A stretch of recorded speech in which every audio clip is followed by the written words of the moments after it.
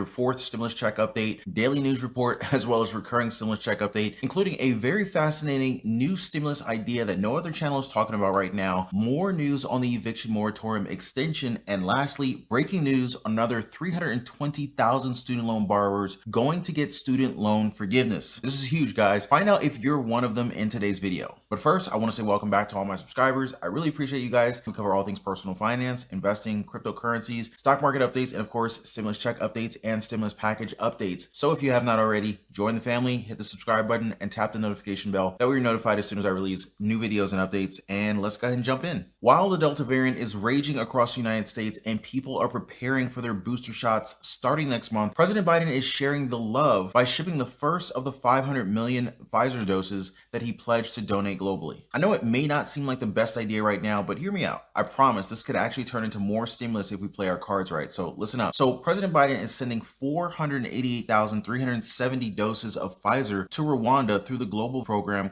188,370 doses are from the White House's latest purchase, while 300,000 come from the existing U.S. supply. Assistant Press Secretary Kevin Munoz tweeted on Tuesday morning, "Today we are shipping over 488,000 doses of Pfizer to Rwanda, including the first 100,000 doses from @President of the United States, 500 million shots pledged and purchased this summer." This is just the beginning. Okay, so what do we really get out of this really, right? Well, guys, it's basically warfare against Russia and China, who've been basically using their own state funding to expand their global influence. The White House has just said that it has been monitoring and is concerned by efforts by Russia and China to use to make global geopolitical gains. Many countries, including Latin America, which has traditionally been an area of U.S. influence, have been buying up large numbers of Russian and Chinese to fill the gaps in their own rollouts. Now remember, we have to keep our influence up, if only to persuade other countries to remain competitive with China rather than submissive to them. But here's President Biden talking about it some more. We're not looking for confrontation, although we know there will be steep competition. Two, that we'll have strong competition, but we'll insist that China play by the international rules. Fair competition, fair practices, fair trade.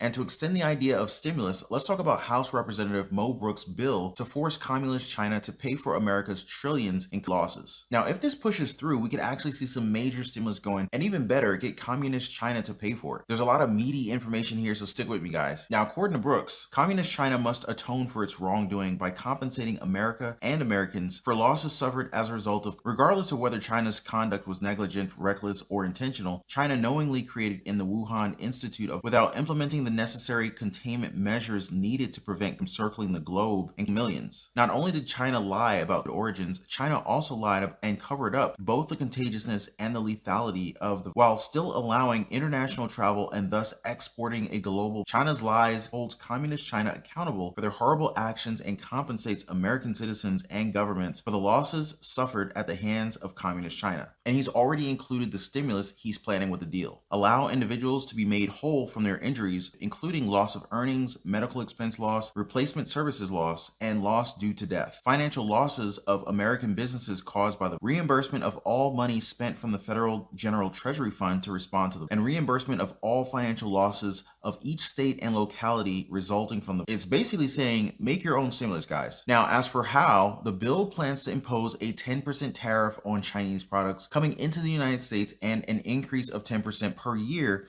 until China's done paying. Brooks also wants other countries to do the same for their losses. This is actually getting me really excited, as we can definitely trace this all building up from the G7 summit, where President Biden met with other 6 richest countries in the world and basically got an agreement to stand up to China. I'm pretty excited to see more on this one, guys, but I'll definitely keep you guys posted. But let me know what you think. Should we be asking China to pay for our losses? Now, this one's pretty straightforward. Every single American gets a $2,000 fourth stimulus check up front, and then $1,000 recurring stimulus checks after that for as long as 1 year after the is officially declared over. Now, Tlaib isn't really giving up on this one. It's even her pinned tweet on her Twitter account. It says, "One-time survival checks don't cut it when bills haven't stopped coming in every month. We need monthly recurring $2,000 survival checks." And you should really hear her talk about it with passion.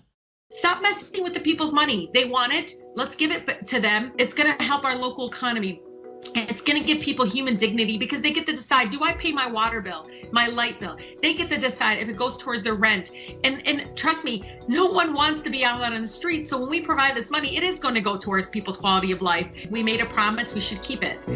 People wanted $2,000 checks. And now, I've been demanding from the beginning of this, it needs to be monthly, reoccurring. $2,000. And another one is Representative Ilhan Omar's guaranteed income bill that will give monthly stimulus checks of $1,200 for adults and $600 for children. Omar's proposal is based on all of the GI pilot programs happening all over the United States, especially the Pioneer program in Stockton. Starting in 2019, the Stockton Economic Empowerment Demonstration, or also known as the SEED program, provided 125 randomly selected residents monthly stipends of $500. 2 years later, the data is really speaking up for us. When stipends were first granted, 29% of participants were full-time employees. 1 year later, 40% of participants had full-time jobs. Basically, the guaranteed income group, and I quote, found full-time employment at twice the rate as the controlled group. So what happened was the $500 removed material barriers that helped participants apply for jobs and take the time to attend interviews. Makes sense, right? They also called it a financial that improved participants' health. Results showed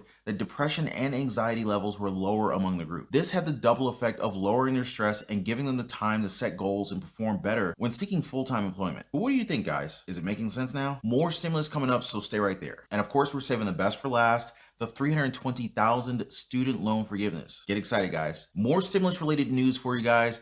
The Biden administration wants solar power to be 40% of electricity generated by 2035. Solar power in the United States has grown by 4,000% over the last decade, but it still only accounts for 3% of electricity generation. The Biden administration wants to change that, and on Tuesday said that the solar could provide 40% of the country's electricity by 2035 if the government enacts supportive policies. And by supportive policies, what that means here is clean energy stimulus, which, by the way, is exactly what we pointed out in the $3.5 trillion stimulus package in Congress right now. Now, the exact line says consumer rebates to encourage clean energy and weatherization in homes. This means money in your pocket to fix up your house, even that old roof that some of you guys have been talking about in the comments lately that's been leaking, you've been meaning to get fixed. Yeah, that. So just to show you guys the kind of stimulus money that we're talking about here, a very similar local weatherization program that we found paid for 50% of project costs up to $4,000 in moderate income households and up to $2,000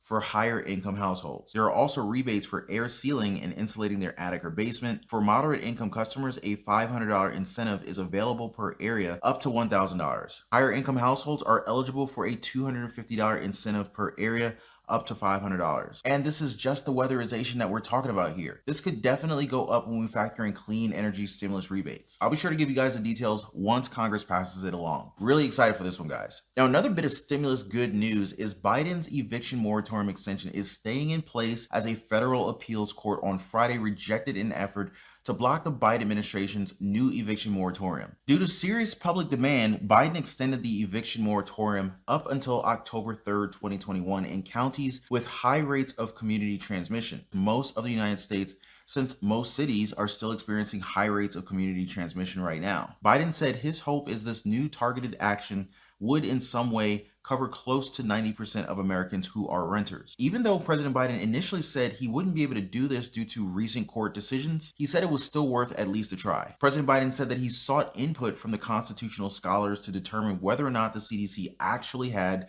the legal authority to issue a new eviction action, and what he found out was that there are several key scholars who think that it may, and it's worth the effort. At the very least, pending litigation will probably give some additional time for rental assistance funds to flow. So far, so good, as the next challenge that we're probably going to see here is all the way up to the Supreme Court. But I think we're still pretty safe there, since the last time that was brought to them, the Supreme Court ruled 5-4 to keep the previous moratorium in place. So like the previous stimulus, I'll have to keep you posted on this one. Have you guys hit the subscribe button on the channel yet? What about the notification bell? Did you turn that on yet? Great, so you won't miss out on any of the latest, most accurate stimulus updates. Okay, so for our stimulus update finale, the Biden administration through the Education Department will cancel student debt for more than 320,000 borrowers. That's $5.8 billion in student loan debt overall. The recipients of the student loan forgiveness will be borrowers with a total and permanent disability. And the best news about it is that they're going to be totally automatic, no need to even bother applying. What they're going to do is they're going to use your data already available from the Social Security Administration. They already added that to the Education Department, and they also have plans to stop asking these borrowers to continue sharing earnings data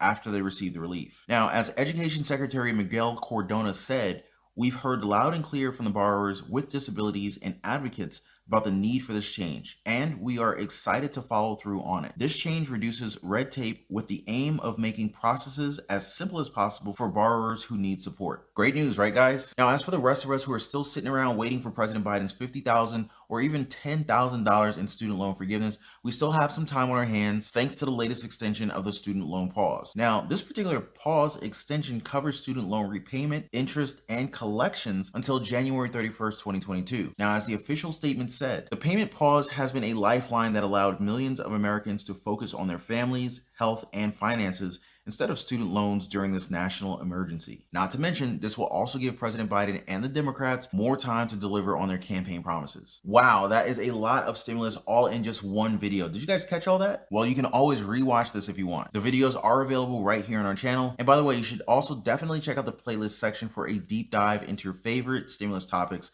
like Social Security, rental assistance, and of course, the fourth stimulus check. You know the stimulus is always on point right here on this channel. So anyway, guys, that's all for your $2,000 fourth stimulus check update and recurring stimulus check update, plus your daily news update, including a fantastic new stimulus idea that no other channel is talking about right now, more news on the eviction moratorium extension, and lastly, breaking news, another 320,000 student loan borrowers are now going to get their student loan debts forgiven. That is super duper awesome. Really happy to share the good news with you guys. Also, I hope you guys appreciated all of the stimulus goodness that we covered today. If you haven't already, do like this video. I really appreciate the support, and also hit the subscribe button so that you are a part of the family, and also tap the notification bell